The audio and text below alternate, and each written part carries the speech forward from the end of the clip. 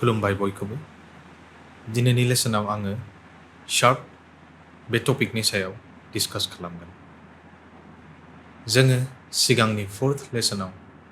white किसनि बारै discuss खालामदोंमोन दिनै आङो ब्लेक किसखौ डिसकास खालामगोन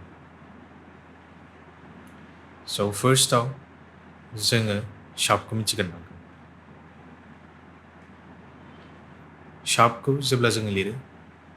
बे मोनसे नाम्बार सिम्बल बादि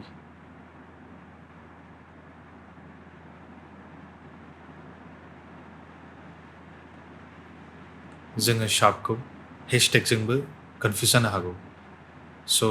हेशटेगनि डिफारेन्सा जाहैबाय शार्पआव vertical lines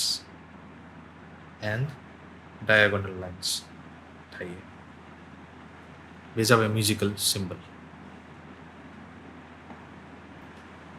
आरो शार्प किया मोनसे नेचारेल किनि गोजौआव जायो एबा राइट साइडथिं जायो कीबोर्डआव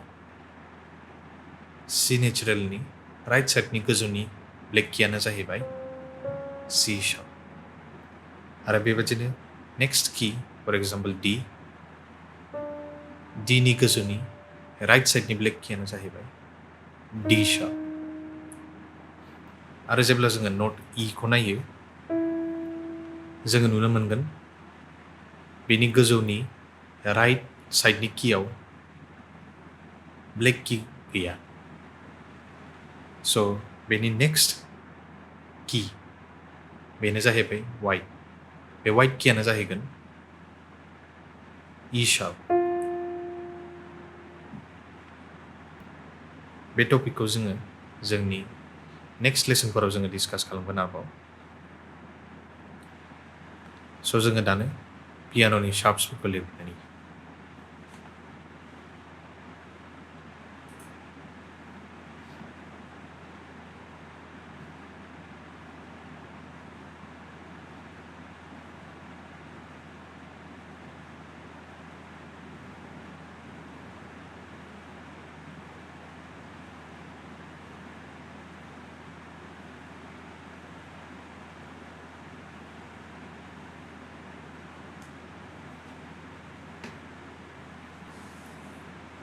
जोङो दानो बे शार्प्सफोरखौ प्रेक्टिस खालामनि कीबोर्डआव C sharp D sharp E F sharp G sharp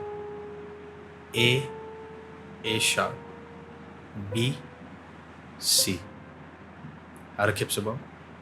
C sharp D sharp E F sharp G sharp A sharp and C स' दिनैनि लेसनखौ आं बेहायनो फोजोबबाय थेंक इउ